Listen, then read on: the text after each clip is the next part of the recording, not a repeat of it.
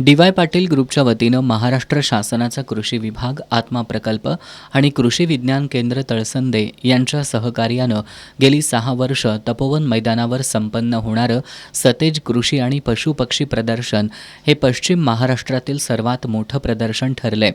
काँग्रेसचे विधान परिषदेतील गटनेते आमदार सतेज पाटील यांच्या संकल्पनेतून आयोजित करण्यात येणाऱ्या प्रदर्शनाचं यंदा 7वं वर्ष आहे.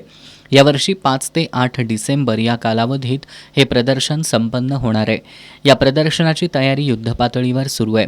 प्रदर्शनात सहभागी होणाऱ्या 200हून अधिक नामांकित कंपन्यांसाठी स्टॉल्सची उभारणी, पशुपक्ष्यांसाठी स्वतंत्र दालन तसंच बच्चे कंपनीसाठी अम्युजमेंट पार्क उभारण्याचं काम अंतिम टप्प्यात आलंय.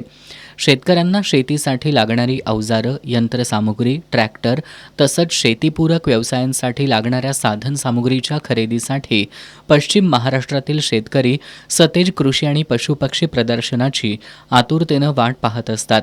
शेती आणि शेतीपूरक व्यवसायासाठीच्या अत्याधुनिक तंत्रज्ञानाची माहिती घेत शेती करण्यासाठी लागणाऱ्या निविष्ठांची सहज आणि वाजवी दरातील उपलब्धता, प्रदर्शनात सहभागी कंपन्यांकडून मिळणारी विक्री पश्चात समाधानकारक सेवा यामुळं शेतकरी मोठ्या संख्येनं या प्रदर्शनाला भेट देत असतात.